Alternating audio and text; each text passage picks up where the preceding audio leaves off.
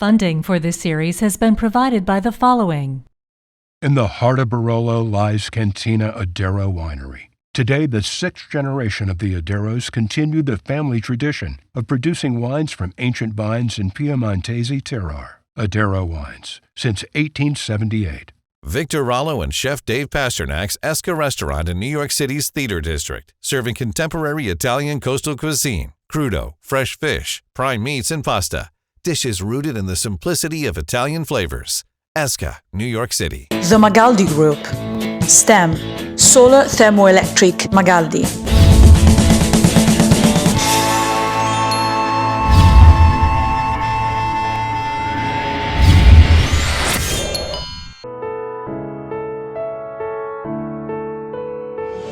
Alessandra Poli has spent her life traveling the world and sharing stories of her adventures as a TV producer. Now she'll explore her homeland and offer a look at the Italy tourists don't see. Rome, the city where I was born, never stops to amaze me. Art, culture, history, but most of all, is very passionate people. Follow me on Passion Italy and I'll show you the real Italy. The real Italy, it's a love for stunning landscapes, the creativity to transform nature into art, the soul to give voice to old handcraft traditions, the magic of partaking in a dramatic religious parade, and tasting some of the most mouth-watering regional dishes. On today's Passion Italy, we will travel to stunning Abruzzo, a region in Italy's center, mostly known for its captivating vistas, and of course, so many wonderful local traditions.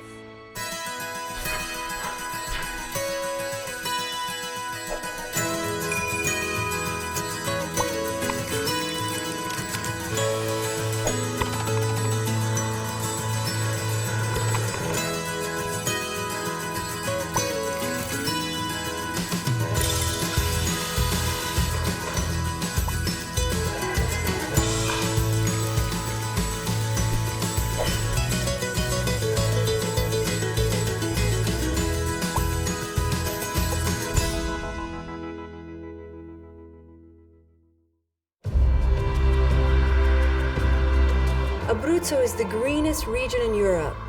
Despite its great beauty and proximity to Rome, this territory in central Italy is still virtually unknown to tourists. Nevertheless, Abruzzo has all the ingredients to be your next vacation destination. Imposing mountain ranges, unspoilt national parks, turquoise sea, not to mention a patchwork of peculiar towns and villages whose folklore and traditions are firmly anchored in the deep roots of the Adriatic tribes who founded them. Abruzzo is second to Umbria for the number of most beautiful villages of Italy, with its 23 wonderful hamlets. There are more than 700 fortified buildings and fortress towns. Maybe that's why this area is known for its hermits and for the Catholic military order known as the Knights of Templar. If you're looking for a lesser-known and undiscovered region to explore in Italy, Abruzzo certainly won't disappoint you.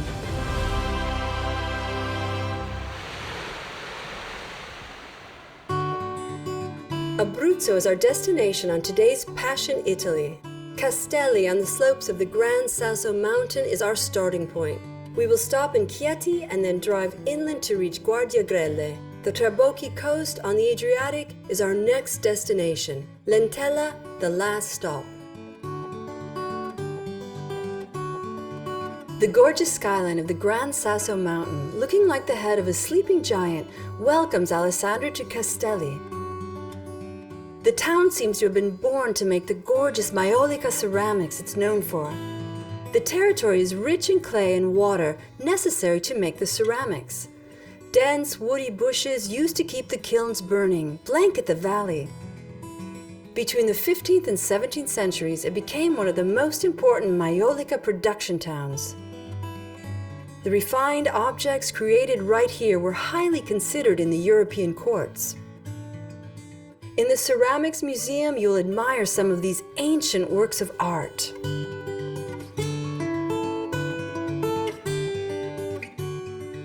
Not far from the city center, the Church of St. Donato deserves a visit. It is known as a Sistine Chapel of Italian Maiolica due to its marvelous ceiling, unique in Italy, created in the early 600s.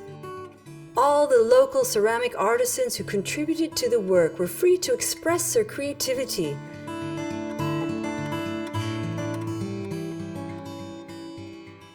Maiolica craftwork in Castelli is still flourishing, and Alessandra is meeting a master in this art, Vincenzo Di Simone.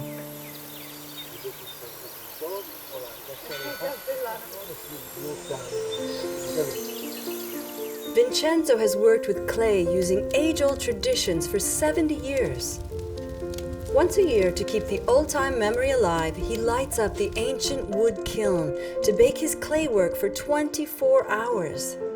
Sant'Antonio ti benedica e Santa Chiara ti schiarisca. With an innate natural style and mastery, he keeps creating wonderful objects.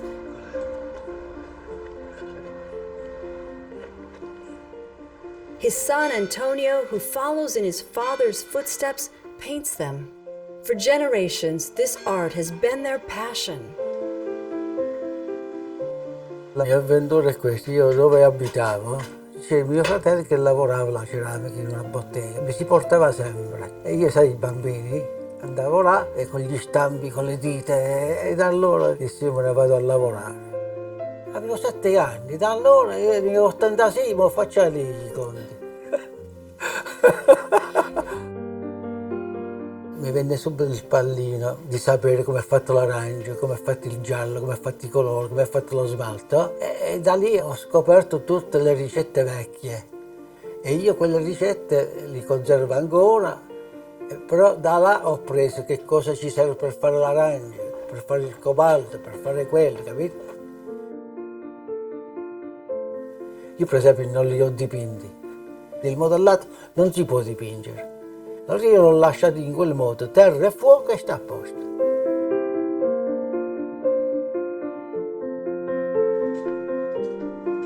Adesso ci sono le impastatrici, ma prima a mano, sopra al tavolaccio si diceva, con le mani la univi. Per togliere le bolle c'è il filo di ferro, la tagliavi, sbattendolo alla terra, rompevi tutti i buchi dell'aria, l'aria finiva e diventava unita la terra.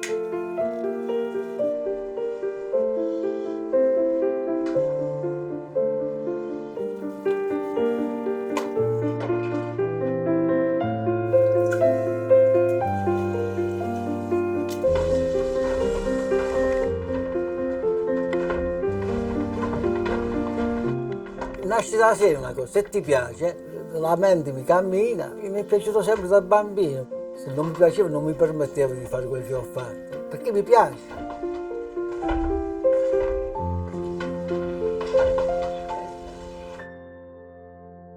Maiolicar, non ci scherzar, Maiolicar, non ci scherzar.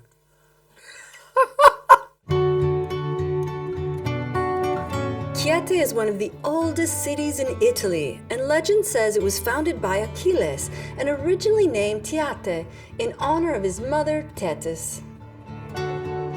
The city has known a volatile history. It has been attacked, destroyed, and rebuilt through the ages. Walking around today, you can admire so many palaces and churches which offer diverse and attractive architecture. If you feel like enjoying regional artworks, head to the Art Museum Constantino Barbella, containing frescoes, ceramics, and paintings by the most famous artists from Abruzzo.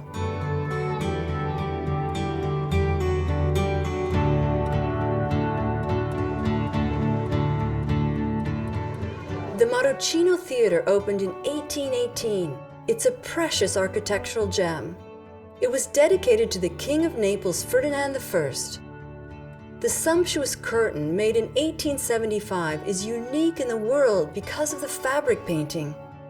Sitting in the audience, you can almost hear the opera being performed.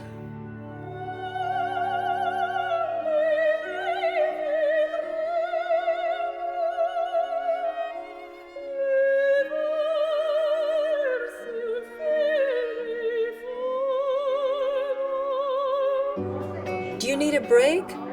Stop in one of the cozy local bars, perfect for a gourmet snack. Fausto Napoli Baratucci holds a secret recipe for an incredibly perfumed liqueur made of wild herbs from the Gran Sasso called Corfigno.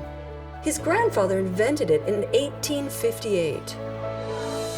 The liqueur was named after the small village that was the first Italian capital 2,000 years ago. In his museum, Fausto tells Alessandra its fascinating history, but he still won't reveal the mysterious ingredients.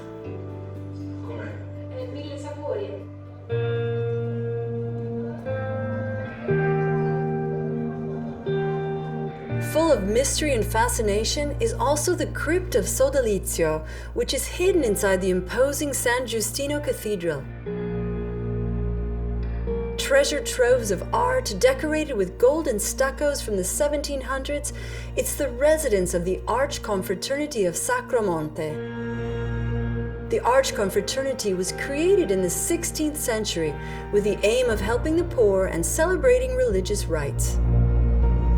Today, the men take care of preparation for the Good Friday procession, the oldest in Italy. The day before the event, they do a practice run in the cathedral with more than 100 musicians and a choir of 160.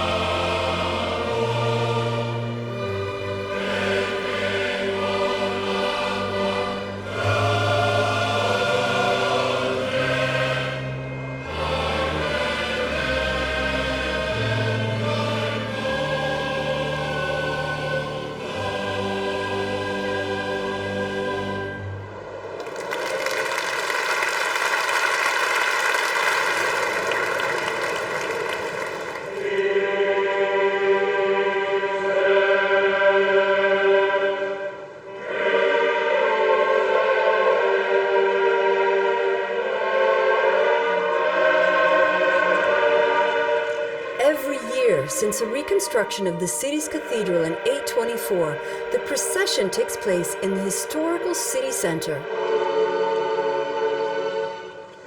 All the local confraternities are hooded and mournful as they take part in this suggestive procession. Everything takes you back to Christ's Passion: statues, symbols, and the Mother of Sorrow, finely dressed in black. The orchestra and the choir accompany the parade, performing an intense miserere from Saverio Salecki, a local composer of the 1700s.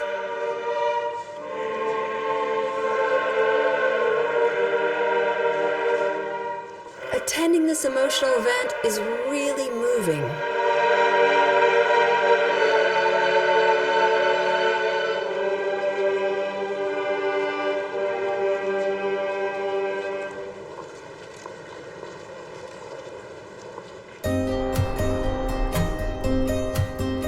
The stunning sight of the Maiella Peak in the horizon, with its hills and inlets, welcome you to the pretty medieval town of Guardiagrele.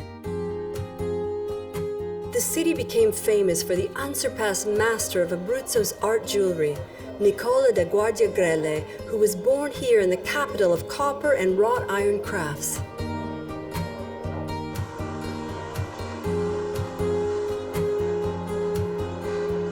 Di Prinzio Workshop was founded in 1856 when Raffaele's grandparents stood out for their skills as blacksmiths. They were mainly producing knives and working tools. The love and secrets of this art have been passed on from father to son for generations.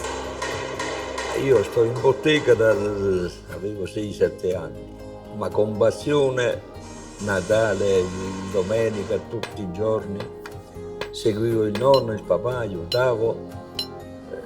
loro andavano a pranzo, io facevo il lavorettino con passione.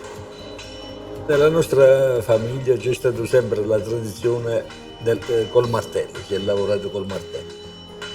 Prima si facevano d'inverno i coltelli e d'estate si ferravano i cavalli. Quando arriva il cliente con una novità, un lavoro mai fatto, pure un po' impossibile, allora che parto a tutta velocità. Cioè ci godo a fare quello là. Sono il disegnatore, col gessetto faccio il disegno, lo aggrazio, lo moltiplico di bellezza e poi realizzo l'opera.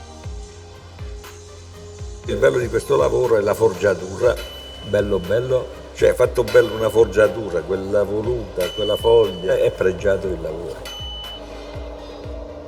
Questo lavoro qua deve essere grazioso con l'occhio, deve essere bello con l'occhio. Non è che c'è una misura, una regola da rispettare. Mi piacciono gli animali, scoiattoli, cavalli, le aquile, ne faccio tante. L'arte sacra è proprio la mia specialità. Quando mi chiamano per qualcosa vado qualunque cosa prendo, mi riesce bene, con facilità. Questo è il mio dono. Quando finisco quello là, è come un bambino che è nato nella mia casa, quindi mi dispiace venderlo, però se viene uno e dice Madonna quanto è bello questo, glielo regalo. Ecco la parola dell'artigiano che deve fare quel lavoro per tutti. Di sera torno a casa soddisfatto del mio lavoro. Già è uscito quello, sto combinando quello, domani devo fare così e così. Questo è il mio posto.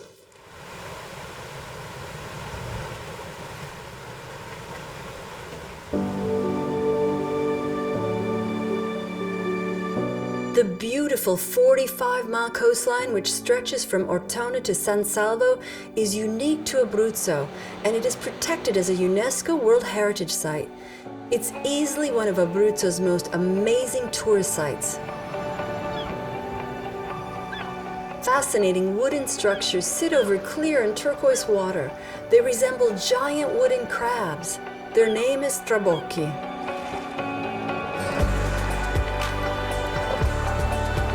A trabocco is a combination of the magical and the practical. They are throwbacks of a long ago era, in use here since the 15th century.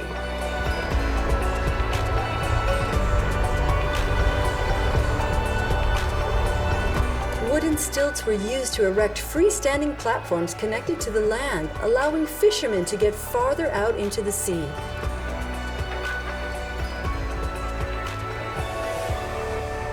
Visiting and eating on a trabocco definitely makes a lovely outing in Abruzzo.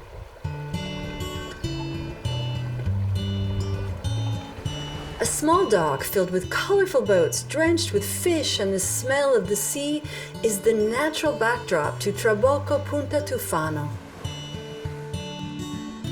Rinaldo has the soul and the experience of the fisherman as the son of seafarers. His father and grandfather used to fish right in these waters. He has rebuilt this old trabocco following the rules of ancient construction. Il trabocco va vissuto nella solitudine del traboccante, del pescatore. Potermi affacciare dal trabocco e guardare il mare per me è come se lo guardassi con gli occhi di mio padre e di chi mi ha preceduto.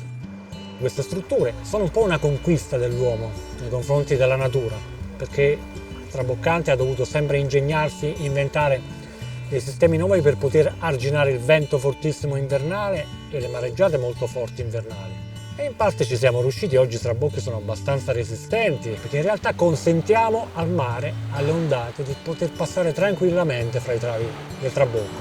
Quindi questo consente al trabocco di vibrare, di scuotersi un pochettino, ma di resistere alle intemperie.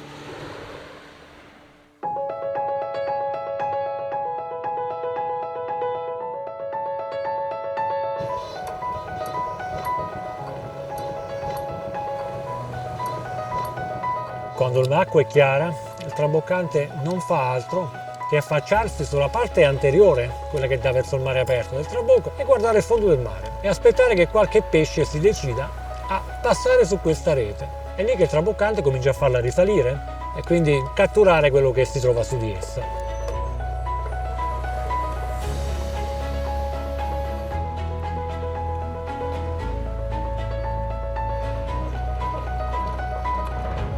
Mio padre molto spesso raccontava la storia della balena davanti al mio trabocco, credendo fossero dei branchi di pesce in mare. Mio padre con il suo compagno di pesca partono a remi e arrivano dove dovevano scendere queste reti per catturare questi branchi, però a un certo punto viene a galla un animale gigantesco, una balena di 19 metri, che a un certo punto comincia a seguire questa barca perché loro si sono spaventati.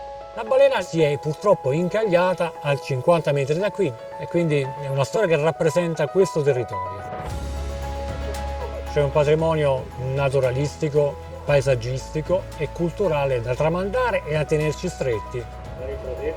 Nella ristorazione che noi proponiamo c'è pescato locale, qualche volta pescato anche del trabocco, conservando le ricette dei nostri antenati, delle nostre mamme.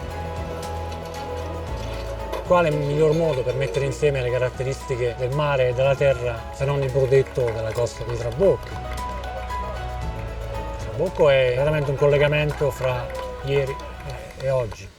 Speriamo anche col domani. Alessandra continues her trip, heading out to the village of Lentella, near Vasto. She crosses gentle hills draped in vineyards and olive trees, dotted with bell towers and houses perched atop lonely peaks. Abruzzo is a region full of spectacular landscapes. The art farm Icoli is set right on one of those hills where you can take courses in sculpture or relax immersed in nature, enjoying wonderful cuisine. Ettore is a unique artist who lives and works in this magical place, a sort of castle that offers a 360-degree view over the valley and down to the sea. Nature, his land, and fresh air inspire him to create sculptures made in the local stone. His creativity goes far beyond making simple sculptures. Ettore, io sono un amante dell'arte, sono uno scultore, un vero arborstese, forte e gentile. La mia ispirazione nasce dalla natura. Guardando una foglia, un ramoscello, riesco ad avere un'emozione e cerco sempre di trasmetterla agli altri, in modo tale che anche gli altri godono di questo posto. Legni secchi e cercare di fare delle composizioni era da bambino che ce l'avevo. Anche se mio padre voleva che facevo l'avvocato. Mi definisco il re di questo posto. Insieme alla mia regina Barbara. Il mio regno è un regno fantastico, ho i miei animali che sono i miei sudditi. Qui puoi fare una camminata e trovi degli elementi naturali che poi possono essere utilizzati per mangiare. La rucola selvatica, il pomodoro e nello stesso tempo puoi creare anche un'opera d'arte. I grandi artisti come Michelangelo sono riusciti attraverso la terra, il verde dell'erba, il giallo dei fiori a creare i colori che poi sono elementi naturali. Nello stesso tempo con un bicchiere di vino adoperi il rosso, lo bevi e sei felice. Ho portato il pranzo, vedi? Vedere l'opera realizzata e quando poi viene qualcuno che guarda il mio lavoro e ha la voglia di toccarlo. Quel toccare per me è la soddisfazione più grande che io possa ricevere, perché toccare lascia la sua energia alla mia energia. Cerco di seminare con la mia pietra a livello anche internazionale, espandere questa nostra pietra della Maiella, la pietra bianca della Maiella. Qui uno può pensare, ma che cosa è una fattoria, cosa coltivi? Il nostro obiettivo è coltivare la cultura, perché la cultura è il benessere e il piacere della persona. Prima del piacere della tavola c'è il piacere della cultura. Abruzzo is one of a kind, just like Italy is. So much beauty, so much fun, so much passion. See you next time on Passion Italy.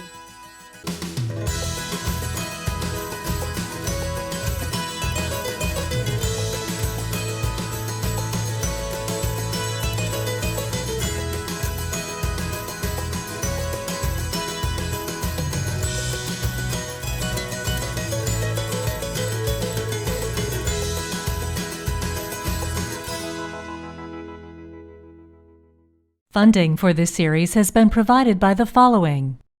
In the heart of Barolo lies Cantina Adero Winery. Today, the sixth generation of the Aderos continue the family tradition of producing wines from ancient vines in Piemontese terroir. Adero wines, since 1878. Victor Rollo and Chef Dave Pasternak's Esca restaurant in New York City's Theater District, serving contemporary Italian coastal cuisine, crudo, fresh fish, prime meats, and pasta. Dishes rooted in the simplicity of Italian flavors. Esca, New York City. The Magaldi Group. STEM, Solar Thermoelectric Magaldi.